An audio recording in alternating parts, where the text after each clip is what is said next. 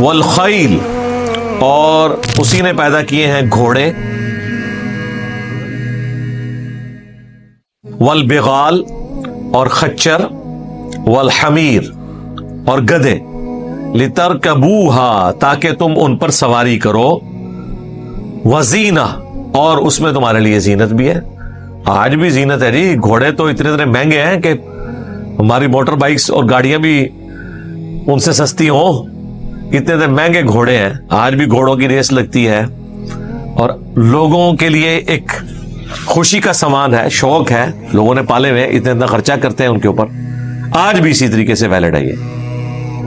وَيَخْلُقُ مَا لَا تَعْلَمُونَ، اور وہ پیدا فرماتا ہے اور فرمائے گا، کیونکہ مضارع کا صیغہ استعمال ہوا ہے، ما لا تعلمون، ایسی سواریاں جن کو تم نہیں جانتے۔ اس میں وہ بھی شامل ہیں جو بعد میں چیزیں ہمیں معلوم چلی ہیں، جس طرح سمندروں کے اندر کی مخلوقات ہیں، باقی مخلوقات، پلانٹ ارتھ کے اوپر بھی کئی ایک مخلوقات ہیں جن کے ذریعے ہم نفع حاصل کرتے ہیں۔ اور خصوصاً سواریوں کا ذکر کیا جائے تو آج ماڈرن دور کے اندر جتنی سواریاں ہیں، بیسیکلی جس فزیکل فینومینا آف نیچر کو یوز کر کے یہ سواریاں بنائی گئی ہیں، خواہ وہ ہوائی جہاز ہوں اڑنے والے، یا بحری جہاز ہوں سمندر میں دریاؤں میں چلنے والے، ان کے لیے انوائرمنٹ اور وہ فزیکل فینومینا وہ تو اللہ تعالیٰ نے پرووائڈ کیا۔ ہوا اگر ختم ہو جائے تو ہوائی جہاز نیچے گر پڑیں گے، پھر ہوا میں اتنی طاقت ہے کہ وہ ہوائی جہاز کو اٹھا سکتی ہے انجن کے ساتھ۔ اور جہاں پہ آپ دیکھیں یہ ایئر پاکٹس آتی ہیں جہاں پہ ایئر کی ڈینسٹی آلموسٹ زیرو ہو جاتی ہے، تو وہ ہزاروں فٹ ایک دم جہاز نیچے آ جاتا ہے۔ کئی جگہ تو جہاز گر بھی گئے ہیں۔ سب سے زیادہ جو ایکسیڈنٹ جہازوں کے ہوتے ہیں نا، کریشز، وہ لینڈنگ کے وقت ہوتے ہیں۔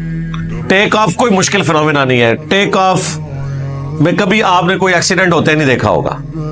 سب سے زیادہ جو ایئر کریشز ہیں نا وہ لینڈنگ کے وقت ہوتے ہیں۔ اس وقت اگر ہوا تیز ہو جائے یا مخالف سمت میں اتنی تیز چلے کہ وہ لینڈ ہی نہ کر سکے اور اس کی ٹپ ادھر ادھر ہو گیا تو جہاز گیا۔ وہ تو آپ سمجھے ایک پتنگ کی مانند ہے، اتنے بڑے فضا کے اندر جہاز کی کیا اوقات ہے۔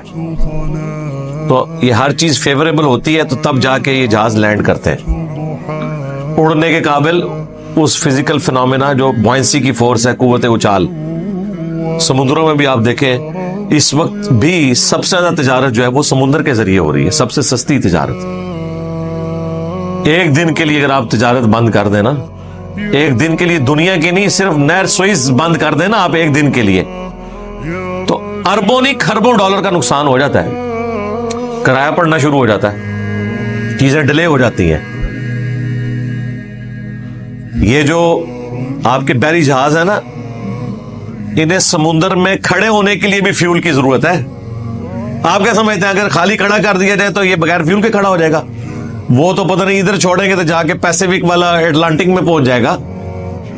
جو بحری جہاز ہے اسے سمندر میں ایک جگہ رکنے کے لیے بھی مسلسل اپنے آپ کو انجن کو چلانے کی ضرورت ہے، وہ ایک جگہ اسے مینٹین کیا جاتا ہے، ادروائز ڈرفٹ ہو جاتا ہے۔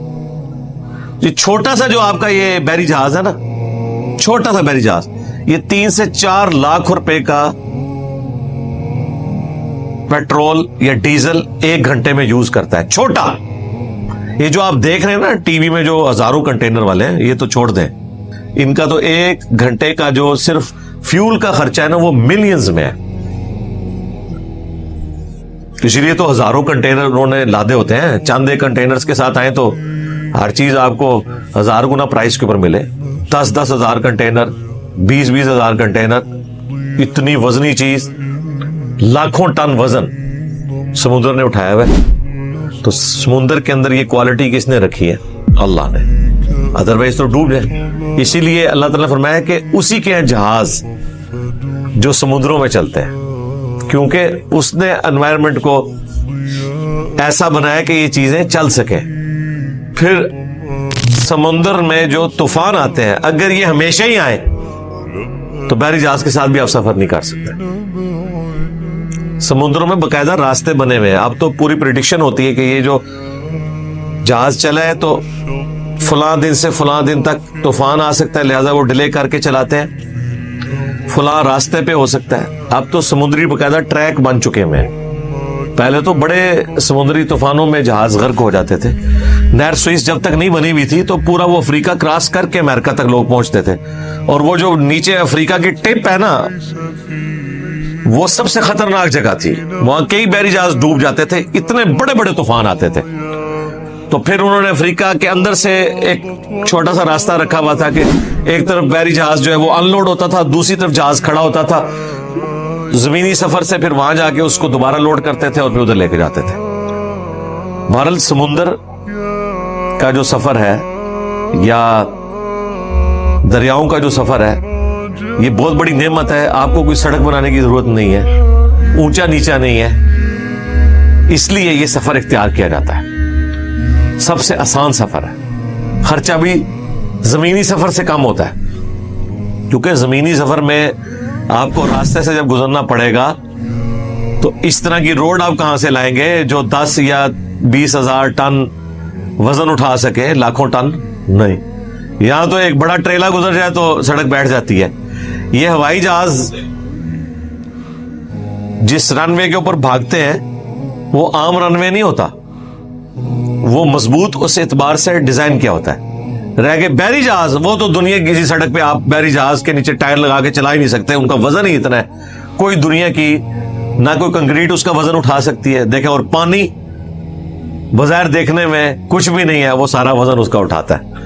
اس کو ڈیزائن کیا جاتا ہے اس اعتبار سے جو اللہ تعالیٰ نے انسان کو سجھایا ہے. حضرت ارشمیدس کو سجھا دیا تھا اللہ تعالیٰ نے, ارشمیدس پرنسپل. تو یہ اللہ تعالیٰ نے مسخر کر دی ہر چیز انسان کے لیے. تو اللہ تعالیٰ ہمارا ایسی مخلوقات اللہ نے پیدا فرمائی ہیں جنہیں تم جانتے ہو, اور ایسی بھی سواریاں جنہیں تم ابھی نہیں جانتے اور مستقبل میں وہ آئیں گی. انسان کو اللہ نے وہ چیزیں سجھا دی ہیں. ٹرین کا سفر آپ دیکھ لیں, اتنی بڑی نعمت ہے. ٹرین پوری انسانی ہسٹری میں جو ٹرننگ پوائنٹ ہے نا, یا تو پہلا ٹرننگ پوائنٹ تھا جب انسان نے پہیا بنا لیا آلموسٹ 5,000 سال پہلے, اور جو دوسرا ماڈرن سائنس میں جو ہے نا وہ یہ اسٹیم انجن ہے. حضرت اسٹیفن نے جو بنایا تھا, آج 300 سال نہیں ہوئے اسٹیم انجن کو, 1748 میں. آج کیا چل رہا ہے 2024, 300 سال نہیں ہوئے. یہ جتنی انسانی ترقی ہے یہ ان 300 سالوں کے اندر ہے. اسٹیم انجن بنا, ٹرین کا آئیڈیا آ گیا, ٹرین کا آئیڈیا آیا, دنیا بدل گئی ہے. اور اس وقت چونکہ گریٹ برٹن کی حکومت تھی 1/4 دنیا کے اوپر, افریقہ سے لے کر آسٹریلیا تک, تو پھر انہوں نے پوری دنیا کے اندر ریلوے نیٹ ورک بچھا دیا. اور جو ان کے انڈر نہیں بھی آتے تھے, جرمنی تھا یا سلطنت عثمانیہ تھی, انہوں نے بھی باقاعدہ, چونکہ ایک ٹیکنالوجی تو ڈیولپ ہو گئی تھی, تو ریلوے لائنز بچھانا شروع کر دی. ریلوے لائن کی برکت یہ ظاہر ہوئی کہ پہلی دفعہ انسانی ہسٹری میں ہوا کہ ایک جگہ کا سامان دوسری جگہ پہ جانا شروع ہو گیا اور استعمال کے قابل ہو گیا. ادروائز اگر آپ یہ کہیں کہ آج سے 200-300 سال پہلے کا انسان ملتان کا آم جہلم میں کھا سکتا تھا نا, انہیں پتہ بھی نہیں ہوگا. ملتان جائیں گے تو کھائیں گے, یہاں تک آم پہنچ ہی نہیں سکتا تھا. کئی ہفتوں کے سفر سے پہنچے گا, گل سڑ جائے گا. سرگودا کا کینو جناب دبئی میں بک رہا ہے, وہ سوچ بھی نہیں سکتا تھا. کس کی برکت سے؟ اس ٹریولنگ کی برکت سے. بلکہ آپ بی بی سی کے اوپر ایک باقاعدہ پوری ڈاکومنٹری بنی ہوئی ہے کہ یہ ٹرین کے سفر نے دنیا کو کیسے بدلا ہے. پہلے لوگ ایک علاقے کی چیز دوسرے علاقے میں یوز بھی نہیں ہوتی تھی. مثلا اگر گجرانوالہ میں اس وقت ٹائلز بن رہی ہیں تو گجرانوالہ کے گھروں میں آپ کو ٹائلز لگی ہوئی نظر آئیں گی, دوسری جگہوں پہ نہیں. کیوں بھائی؟ ٹائل کو اٹھا کے اگر آپ گدے پہ لوڈ کر کے لاہور لے کے جائیں گے تو ایک ٹائل جو یہاں سے 1,000 روپے کی چلی ہے وہاں جا کے 10,000 کی ٹائل ہو جائے گی سنگ مرمر کی, کون لگوائے گا؟ بادشاہ ہی لگواتے تھے نا. سینکڑوں ہاتھی لگے تھے سنگ مرمر کو لے کے جانے کے لیے جب تاج محل بنا تھا. پوری سلطنت کے ریسورسز جھونک دیے تھے حضرت شاہ جہاں نے, اور پھر حضرت اورنگزیب عالمگیر نے اپنے ابا جی شاہ جہاں کو 9 سال کے لیے قید بھی کر دیا کہ ان میری بیبے تھا, مزار تو ویکھدا رہے. وہ تو ایک عورت کا مزار تھا نا تاج محل. تو وہ ہسٹری دیکھیں, ہاتھیوں کے اوپر لوڈ ہو کے یہ سارے کا سارا سامان جاتا تھا. تو ظاہر عام بندوں نے تو نہیں ہاتھی رکھے ہوئے تھے, وہ تو حکمران ہی رکھ سکتے تھے. اور وہ بھی کتنی دور لے جاتے ہوں گے؟ یہ تو نہیں ہو سکتا کہ ہاتھی کو یہاں سے چلا کے آپ کراچی لے جائیں. لے کے بھی جائیں تو کتنے کا پڑے گا آپ کو؟ ایک دن میں تو نہیں اس نے پہنچنا, مہینوں میں پہنچے گا. وہ سارا خرچہ ہاتھیوں کا کھانا جو آپ نے کھلانا ہے راستے میں. تو ایک سنگ مرمر کی اگر ایک سیل یہاں سے آپ نے 10,000 کی لوڈ کی ہے, اتنے جب پہنچتے 10 لاکھ دی ہو جائے گی. تو کس نے لے کے لگانی ہے؟ ٹرین نے کیا کیا, یہ سارے مسئلے حل کر دیے. ایک جگہ چیز بنتی ہے, کارگو میں رکھی, دوسری جگہ ان لوڈ ہوئی, اور پھر یوں دنیا کا کلچر بدلنا شروع ہوا. اور دیکھیں کمال ہے, ہم نے تو سکون سے نہیں گوروں کو رہنے دیا سب کانٹیننٹ میں. 90 سال انہوں نے سمجھ لیں ایک نیزے کی نوک پہ گزارے ہیں, 1857 سے لے کر 1947 تک. 90 سال بنتے ہیں نا, اس میں کتنی جگہ ان کو لڑائیاں اور فساد اور دنگے اور پروٹیسٹ. ان 90 سالوں کے اندر انہوں نے پورے سب کانٹیننٹ میں ریلوے کی پٹریاں بچھا دی ہیں. آج تک وہی ٹریک یوز ہو رہے ہیں. پٹری ہم کبھی کبھار چینج کر لیتے ہیں, سلیپرز بھی چینج کرتے ہیں, ٹریک وہی ہیں. تو ٹریک بنا دیے میں, ایون کئی پل بھی وہی ہیں, نہری نظام دے دیا. آپ اندازہ کریں اتنے سے وقت کے اندر.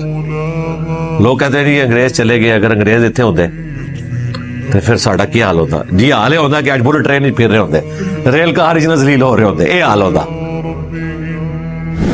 تو یہ ساری کی ساری ترقی اس میں اشارتاً موجود ہے کہ ایسی بھی اللہ تعالیٰ سواریاں پیدا کرے گا جو آج تم نہیں جانتے. اب تو وقت اب تو یہ ڈرون ٹیکسیاں شروع ہو رہی ہیں بھائی. دبئی میں تو کچھ عرصے کی بات ہے, لوگوں نے اپنے اپنے چھوٹے چھوٹے ڈرون رکھے ہونے ہیں. پہلے یہ تو ہم نے اپنی زندگی میں دیکھا ہے نا. میں 1995-6 کی بات کر رہا ہوں, انجینئر یونیورسٹی میں تھے ہم. تو رات کو 10:30 کے بعد 1/4 ریٹ ہوتا تھا ٹیلی فون کال کا. اس زمانے میں بھی 14 روپے 1 منٹ کا خرچہ آتا تھا. 14 روپے میں بات کر رہا ہوں 1995, 30 سال پہلے. آج دے سمجھ لو, اگر حساب لاؤ نا, راتی 10:30 بجے کے بعد کال کرنے کے لیے ہزاروں روپے آپ کو دینا پڑے 1 منٹ کا. آج بھی 14 روپے منٹ نہیں ہے, روپے تک بات آ گئی ہے. اور میسیجز کو آپ دیکھیں وہ تو پیسوں میں ہے. ٹیکنالوجی کی برکت ہے. اور وہ بھی لینڈ لائن فون ہوتا تھا, لائن میں لگنا پڑتا تھا. پھر بوتھ آئے, پھر موبائل فون شروع ہو گئے تھے 95-6 میں, لیکن وہ امیروں کے پاس. جو اس کا بوم آیا نا وہ آیا جب GSM ٹیکنالوجی پاکستان میں آئی ہے 2001-2 میں. پھر اس کا آہستہ آہستہ شروع ہوا, اور آج موبائل سمجھ لے سانس کی طرح ضروری ہو گیا ہے. اس کے بغیر تو دنیا کا کوئی کام نہیں ہوگا, اور ہمارا رزق بھی اس کے ساتھ جڑا ہوا ہے. سب کچھ اس کے ساتھ جڑ گیا موبائل کے ساتھ. کسی نے سوچا بھی تھا کہ یہ موبائل ہماری زندگی کا اتنا لازمی جز بن جائے گا؟ اسی طریقے سے وہ وقت دور نہیں ہے جب اس طرح کی جو ہوائی سواریاں ہیں یہ بھی ہر بندے کے استعمال میں آ جائیں گی. موٹر بائکس کا بھی کسی نے سوچا تھا؟ یار پہلی دفعہ جب سائیکل بنی تھی نا, جو یہ 2 پہیوں والی سائیکل جو اس وقت ماڈرن ہے, یہ اس کو مشکل سے آپ سمجھ لیں 150 سال ہوئے ہیں. پاکستان بننے سے پہلے سائیکل ہونا بھی کسی کے پاس بڑی بات ہوتی تھی. لوگ اتنے خوش ہوتے تھے کہ یار ہم خود جا رہے ہیں. گھوڑوں میں بگیوں کے اندر بیٹھ کے جانے والے لوگ, یا گھوڑے کے اوپر سواری کے ذریعے جانے والے لوگ, اتنی مشکل سے تکلیف سے, ایسے لوگ جو جانوروں کے اوپر ڈیپینڈنٹ ہو, انہیں سائیکل مل جائے کہ وہ پیڈل مار کے خود سفر کر سکے تو بہت بڑی نعمت تھی. شروع میں جب سائیکل آئی تھی لوگ 40-50 کلومیٹر روزانہ سائیکل پہ جاتے تھے شوق سے, کیونکہ یہ جذبہ ہی اتنا ہوتا تھا کہ ہم کسی گھوڑے کے محتاج نہیں رہے, خود جا رہے ہیں. ہم بھی جب بچپن میں نیا سائیکل چلانا سیکھا ہے 15-20 کلومیٹر تو شاہی کوئی نہیں ہوتی تھی, حالانکہ کتنی ایفرٹ پٹ. اور موٹر بائک پہ آ جائیں, موٹر بائک تو میرا خیال ہے اس میں تو یہ والی ایفرٹ بھی ختم ہے, اور ایسی انجوائمنٹ ہے شاید یہ 100 سال بعد بھی موٹر بائک والی جو ایک فیسلٹی ہے یہ ایک مزیدار چیز ہے.